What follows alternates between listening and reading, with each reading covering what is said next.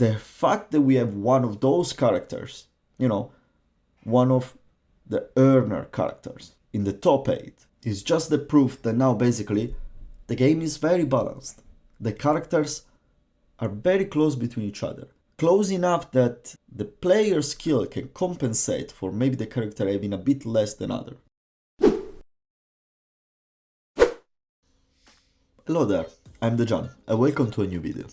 If there is one thing that I love to watch, is Tekken 8 Pros and Tekken 8 Professional tournaments. There is a lot you can learn if you have reached a certain understanding of the game, and especially when the game reaches its balanced states.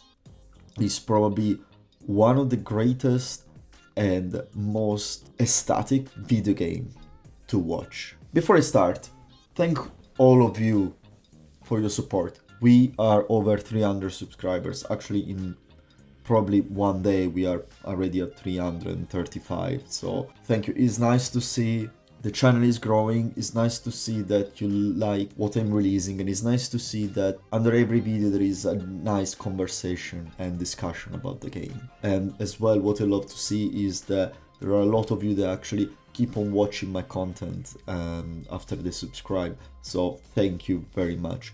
But still, most of you that you're watching my content are not subscribed yet, so if you like my stuff, please really consider subscribing. Every little one now, especially in this point at the beginning of my journey, helps a lot. So what I'm gonna talk about today is more about how the game performed into the different tournaments that we had. As we already had quite a lot, I think we are halfway, probably 2/3 almost way through of the Tekken World Tour, between the challengers and the master events. And it's been kind of a bumpy ride for Tekken 8, especially at the beginning. But the more we were going with the time, the more the game was getting patched, the more you were seeing that this patch were actually affecting the game in a very positive way at the pro level. But let's start with the first tournament, and the only one that was before the first patches, which was EVO Japan. It was a bit of a shame that the tournament that got the game not patched as an experience was actually EVO Japan, which is probably one of the biggest, if not the second biggest tournament in the world. At the time, I remember I kind of understood their decision, as the first patch they were releasing was quite big. I'm pretty sure that they finalized it before EVO Japan, yes, but not that much before. So I think, and this is just my personal opinion and thought, but I think they didn't want to release the patch too close to such a big and important tournament, especially for the Tekken World Tour, because a patch of that genre will basically destroy all the preparation of all the professional players for that tournament. Because yes, the game was unbalanced, but it was unbalanced for everyone, so it didn't make it unfair, it just made it less enjoyable. Speaking specifically about the tournament and how it went, well, the things everyone probably remembered that weren't that nice to watch were, first, there wasn't that much of a character variety. There were a lot of Azucena, obviously, a lot of Dragunov, I remember, and there was basically a lot of spamming of the crazy moves that those characters had. And not only those, but there were a big chunk of character that just a couple of moves that were just above and beyond the game. A game that was already crazy on the aggressive side in general, on top of that, had these moves that were just completely game breaking. One of those, obviously, some of you might have forgot, but running 3-2 of Azucena. That's basically was 30% of the Tekken content that was around, was just that character doing running 3-2 and depleting your life on block. Or Dragunov Hacheki, which in my opinion is still bonkers. At the time it wasn't even launch punch ball. All these kind of things brought the tournament to be a very aggressive fest, which is what the game wanted to be, a more aggressive expression of Tekken. But that was way too much, and we saw that, we all experienced that, but seeing that on a pro level is always different. because for how much we can exploit these strategies of very aggressiveness and these broken moves, the way that a pro player can do that is just next level. So yeah, I remember, I think the winner was Chikorin and Lily, which was as well up there in my opinion on the strongest character, but it was just basically using the rabbit step and jumping left and right and just making you guess for your life every single time. And there was a lot of this guess for your life every single time.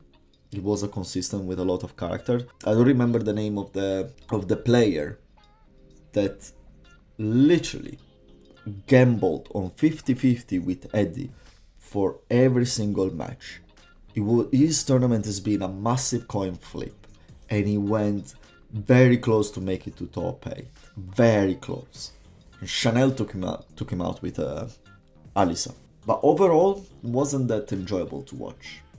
I'm gonna be honest. It's a shame that happened to EVO Japan, yes, but at the same time, I think is a part of the process. I'm pretty sure that for the balancing team, getting all this information from pro players, checking all these matches and seeing how they exploit the strength of the characters, how they cannot defend, even if there is a way to defend for specific moves, gives them an idea of what, when, and how to touch things. And so this was the first tournament.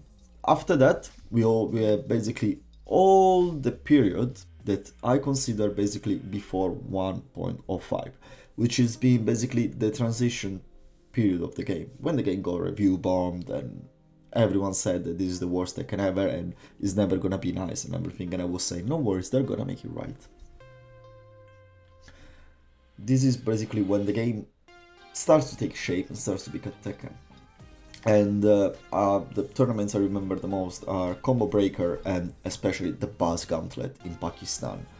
But basically what happened is that all these broken shenanigans have been mostly removed. Riding 3-2 is no more. The archer kick now is stagger block, and what other thing was crazy. Devil Jim Psycho Crusher is the strongest hit smash in the game as well. Gets removed, and the game starts to become way more enjoyable to watch. Why? Because pro player can express their gameplay. They can express their knowledge with movement, sidestepping, spacing, mind games. They can start to express tech. The tournament starts to look way, way, way better than what was EVO Japan. All of them. There is still some things that make it a bit meh. Some mechanics that are a bit too strong, but it's nothing like it used to be before. And we have some great events, like I said, Combo Breaker or the Buzz Gauntlet. Like, the Buzz Gauntlet, in my opinion, was insanely good as well, because if you go just to watch the knockout table of the top 8, and you have 7 Pakistani flags and 1 United Kingdom, and I am Team EU, obviously, and there is 1 United Kingdom guy, and he's Joka, and he gets the tournament as well. That was just insane. But it was not just that, it was the whole event, the amount, the character variety started to increase, and the game itself was just better. Still, there are a couple of things that make the experience and the enjoyability of a tournament a bit more meh, and are the hit burst and the homing throws specifically, which basically they are such strong defensive tools. They basically just convert any defense in a stray out offense and still gives a bit this rushed feeling of Tekken, even on a pro level. Nothing as close as what it used to be, but still is missing something. And then we get to CEO. In the 1.05, they nerfed, basically generally the game is being nerfed. Yes, some character got buffed and everything, but generally 1.05 nerfed the game. Hit burst is no more homing. Hit dash doesn't give you plus 500 if you're on the wall. And throws are mostly not homing. These 3 changes gave us what is probably been the best tournament I've probably ever seen. The only tournament I remember that was more exciting was probably this one here. This is the Tekken World 2 final from 2000 22 in Amsterdam, and I was there, and Girlanda's run was insane, and I will never forget that, but that's because I experienced it live. CEO, when I was watching the video, no, I couldn't watch it live, I really would have liked to just stop working and sit there for 3 hours and a half and watch the full top 8, and it was just insane. It was just insane. You could really see how the professionals finally are figuring out the way, and they have the tools to express Tekken. And this is just wow. Wow, wow, wow.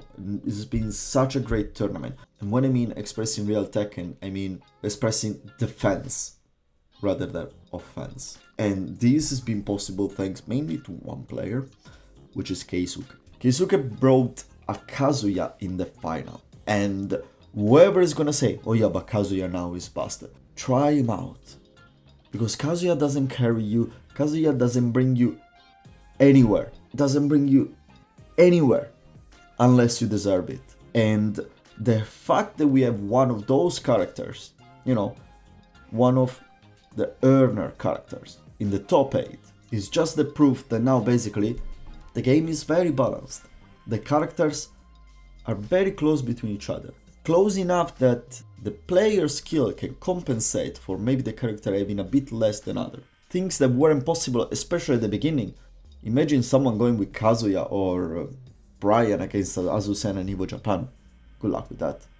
Good luck with that. But now, if you have the most solid defense in the world, because in my opinion, Keisuke now is the most solid defense in the world, it's just insane to watch, you can play every character. And now in Curious, because like players like me were struggling a lot because they didn't have the possibility to express their defense. I honestly don't know if he participated CEO, I'm not aware of that, but I'm sure that now he's gonna start to come a bit out as well as a player. Because he struggled a lot, because the game being way too aggressive and not allowing him to express defense. He's probably been always one of the players in certain period of time, the player with the most solid defense in the game. In Tekken 8, he could never, you see in Tekken 8 he was trying to play with his style, but it was just basically playing, the game itself was playing against him, pushing for this extra offense. And now this is basically gone. The game is still more aggressive as they wanted it. Yes, you can force a couple of mix-up here and there and everything. But if you know the matchup, if you know the game, you can find way around it. And you can express what is actually Tekken. And I think that now we can say Tekken is finally Tekken. Tekken is in the right place now. It's enjoyable to play, yes. We still think it's too offensive. Yes, of course, sometimes there are characters that just rush you down to death online. Is because some of those characters, they get crazy frames, and because obviously we are not pro players. We don't know perfectly the counterplay to everything. There are still characters that maybe need some toning down, yes. But the game itself now, on a competitive point of view, I don't want to say it's perfect because nothing is perfect, but I really struggle to see it better. I really struggle to see it better. And Keisuke with Kazuya was very close to resetting the final, the grand final as well. He literally choked, and he knows, and you see, like, if you watch their final, if you watch their round, when he does the combo, you just see that all he has to do is doing an hit burst to extend the combo because it's a bit disaligned, and he does a Fuji Uraken. It's just, it hurts. Compliments to Atif that managed to win a game with a very solid gameplay, and yeah, I'm just happy. I'm just happy because all of this is happening just before EVO. Arado today tweeted the number of entrances for EVOs is, I think, is like 4,700. It's like only 400 less than Street Fighter, which is great, and is like more than the double than Tekken 7 has ever had. For how different it is from what Tekken used to be. And from all the review bombing and the bad comments that people and the bad opinions that people was giving for a game that has a 8-year lifespan at least, I honestly think we are seeing what it can be potentially the best Tekken ever, or at least the competitively most successful Tekken ever by far, because Tekken never had these numbers on EVO ever. So yeah, this is my take, this is my opinion on the journey that Tekken 8 had so far on the esports, in the esports world. And I'm really curious to see what is to come. And apart from that, I really want to know one thing. What do you think is gonna win EVO, guys? Let me know that in the comments. This was my first video about talking about professional Tekken and esports. I have a couple of ideas for a series that I'm not gonna reveal yet, but something a bit more structured and something that is gonna bring a step up to the channel, as this is something I really would like to focus, and thank you for bringing it up, because it's probably something that I really would love to talk and discuss with you guys. But apart from that, thank you so much for stopping by, and I'll see you in the next video. Ciao!